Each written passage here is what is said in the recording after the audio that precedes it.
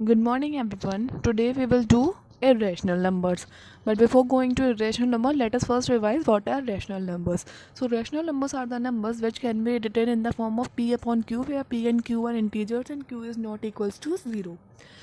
Now, irrational numbers are those numbers which are not rational numbers. That is, these numbers are not written in the form of p upon q. An irrational number is a real number that cannot be written as a simple fraction. एक irrational number एक ऐसा real number होता है जिसे आप simple fraction में नहीं लिख सकते.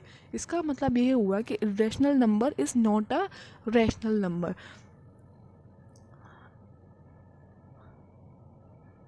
A number s is called irrational if it cannot be written in the form of p upon q, या p and q are integers and q is not equals to 0.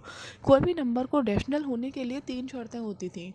या तो वो number p upon q की first one p a number should be written in the form of p upon q. Second शर्त क्या थी? Number जो था उसके p और q दोनों इंटीजर्स होने चाहिए. और तीसरी शर्त क्या थी? q हमारा 0 के इक्वल नहीं होना चाहिए. नाउ यू ऑलरेडी, अब इरेशनल नंबर होने के लिए 3 शर्तें क्या है? Number can not be written, वो नहीं लिखा जा सकता पी अपॉन क्यू की फॉर्म में, where p and q are integers and q is not equals to 0. Now in turn it turns out they are infinitely many irrational numbers too. अब हमने देखा था हमारे rational numbers कितने होते हैं. Can you count rational numbers? No, you cannot count rational numbers. Rational numbers are infinitely many rational numbers. Also, you can find infinitely many rational numbers between two rational numbers.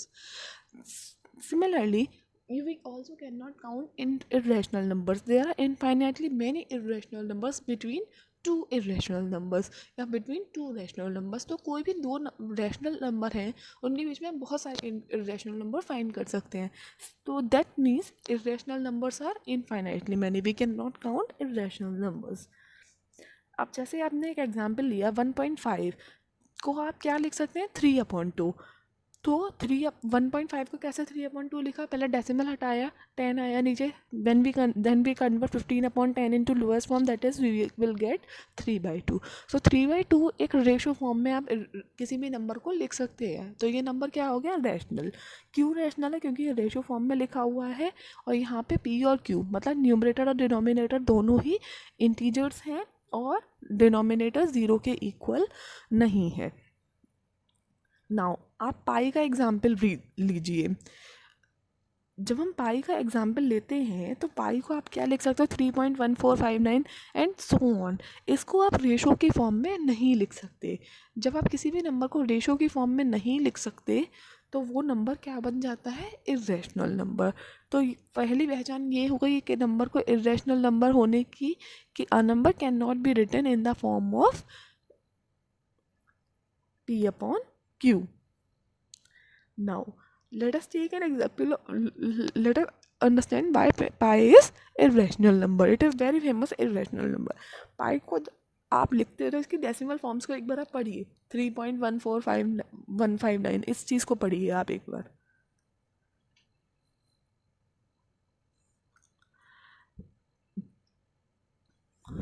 Done.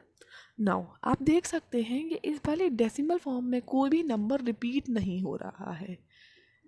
कोई भी number repeat नहीं हो रहा. That means जब कोई भी number repeat नहीं हो रहा है तो इसका मतलब डेसिमल एक्सपेंशन इसकी जाती आगे बढ़ती जा रही है. तो इसका मतलब इट इज़ नॉट रिपीटिंग. तो non repeating non terminating decimal expansion होती है किसी भी इरेशनल नंबर की. That all I hope all of you have studied in class 9th also. Now कोई भी नंबर हमने लिया 1.75 को आप 7/4 लिख सकते हो. 7/4 जब आप लिख सकते हो तो दैट मीन्स जब आप 7/4 लिख सकते हो तो that means that number is rational. अब 0.001 को आप क्या लिख सकते हो? 1/1000. जब आपने 1/1000 लिखा तो that means that number is also rational. Now आप स्क्वायर रूट ऑफ 2 लीजिए. आप स्क्वायर रूट ऑफ 2 को क्या लिख सकते हो? इसको आप p अपॉन क्यू की फॉर्म में नहीं लिख सकते. जब आप किसी भी नंबर को p अपॉन क्यू की फॉर्म में नहीं लिख सकते तो वो नंबर क्या हो जाता है? इरेशनल.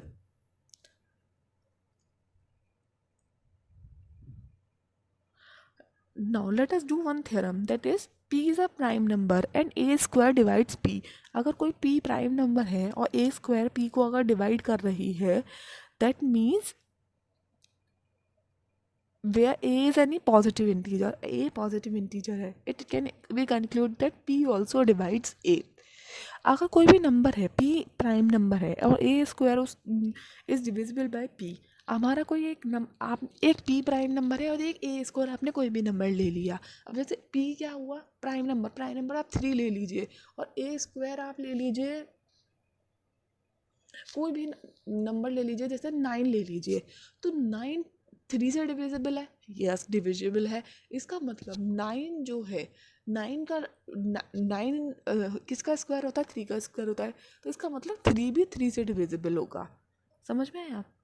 ए स्क्वायर अगर पी से डिविजिबल है तो ए जो है वो भी पी से डिविजिबल होगा.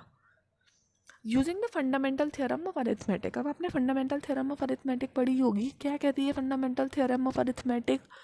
Fundamental theorem of arithmetic says that any number can be any number greater than 1 can be expressed as product of primes. Any number greater than 1 is a prime number or can be expressed as product of primes. कोई भी number है 1 से बड़ा, या तो वो prime number होगा या फिर वो उसे हम प्रोडक्ट ऑफ प्राइम्स में लिख सकते हैं. जैसे अगर आपने कोई भी नंबर लिया 1 से बड़ा 3, तो 3 is a prime number, 2 is a prime number.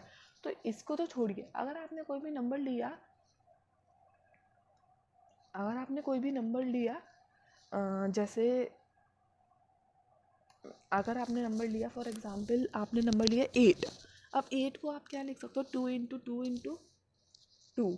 तो 8 क्या हो गया, इस तरह से आपका 8 क्या हो गया, 8 हम आपने प्रोडक्ट ऑफ प्राइम में रिप्रेजेंट कर दिया. अब इस आपने क्या नंबर, जो भी आपका नंबर था a था, तो a को आप लिख सकते हो p1 into p2 into p3. अब कोई भी a है, a मान लीजिए प्राइम नंबर नहीं है, तो आप इसको प्राइम नंबर्स की फॉर्म में लिख सकते हो, that is a1 a2 a3, like right this. And now where p1 p2 p represent prime factors of a. Squaring both the sides of the equation. अब दोनों साइड को आपने एक स्क्वायर किया, आप ए स्क्वायर किया है आपने, तो आप p1 p2 p3 इनको भी इनको 2 बार मल्टीप्लाई करोगे तो ए स्क्वायर क्या आ गया, p1 स्क्वायर, क्योंकि p1 2 बार मल्टीप्लाई हुआ, p2 square, p3 square, p4 square and so on up to pn square. According to fundamental theorem of arithmetic, the prime factorization of a natural number is unique except the order in which the prime factors occur. इस आपने ये भी पढ़ा था कि prime factorisation unique होगा. अगर मान लीजिए किसी बच्चे ने 8 के प्राइम फैक्टर्स निकाले हैं, तो वो हर एक बच्चा सेम निकालेगा प्राइम फैक्टर्स. तो only the prime factors of a square are p1 p3 pn. तो इसका मतलब ए स्क्वायर के जो भी प्राइम फैक्टर्स हैं वो कौन से हैं, p1 p2 p3 up to pn. If p is a prime number and a factor of a square, then p is one of p1 p2 p3.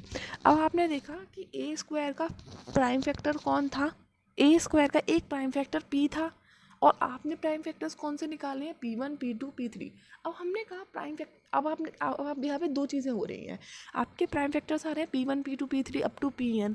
एक आपने प्राइम फैक्टर p भी दे रखा था ऊपर क्वेश्चन में, तो इसका मतलब p जो है वो p1 p2 p3 में से कोई सा नंबर p होगा, सब right. So p will also divide a factor of a. इसका मतलब p जो है a का भी फैक्टर होगा. Hence a square is divisible by p, then p is also divisible divides a. Now आपको प्रूफ करना है √2 एक इरेशनल नंबर है. इसी थ्योरम को यूज़ करके हम इस तरह के क्वेश्चन कैसे प्रूव करते हैं. आप 9th क्लास से पढ़ते आ रहे हैं कि √2 इरेशनल है, लेकिन क्यों इरेशनल है वो हम आज देखेंगे. हमने ऐसा माना कि √2 चलो इरेशनल है ही नहीं. आप कह रहे हो इरेशनल है, मैं कह रही हूँ नहीं है इरेशनल. मैं कह रही हूँ √2 एक रैशनल नंबर है. अगर √2 रैशनल नंबर है, then by the definition of rational numbers it can be written as, आप √2 को क्या लिख सकते हो, रैशनल नंबर क्या होते थे, p/q. तो √2 equal to p/q, where p and q are integers and q is not equals to 0। अब पी और क्यू को प्राइम इंटीजर्स है। Coprime numbers are those numbers whose common factor is 1। अब P और Q ऐसे number हैं जिनको आप दोबारा लोअर फॉर्म में नहीं कर सकते। तो √2 को आपने पी अपॉन क्यू किया, अब आपने दोनों साइड्स को स्क्वायर किया, तो √2 का स्क्वायर क्या होगा 2, और पी अपॉन क्यू का स्क्वायर क्या होगा P square upon Q square. अब आपने पी स्क्वायर निकाला तो पी स्क्वायर क्या होगा 2q स्क्वायर। अब from the theorem stated above, if 2 is a prime factor of p square then 2 also prime factor of p. अब आपने क्या कहा कि 2 एक प्राइम फैक्टर है पी स्क्वायर का, पी स्क्वायर का जो प्राइम फैक्टर है वो 2 है, तो पी का भी प्राइम फैक्टर होगा ना 2। अब आपने यहाँ पे देखिए, यहाँ पे पी स्क्वायर को डिवाइड कर रहा है 2 पूरा, है ना, क्योंकि 2q स्क्वायर आ रहा है, तो पी स्क्वायर का प्राइम फैक्टर है 2, इसका मतलब पी का भी प्राइम फैक्टर होगा 2। हमने ये पढ़ा था अभी थ्योरम में। तो p को आप क्या लिख सकते हो 2 इंटू सी लिख सकते हो, where c is an integer. क्योंकि जब भी कोई भी नंबर किसी भी नंबर को डिवाइड करता है, जैसे 8 है, 8 2 को डिवाइड करता है, तो 2 आप 8 को क्या लिख सकते हो 2 इंटू 4 लिख सकते हो, क्योंकि 2 डिवाइड कर रहा है ना 8 को। सिमिलरली हमने यहाँ पे p equals to 2 into c लिख दिया, where c is an integer substituting the value of p in equation 3।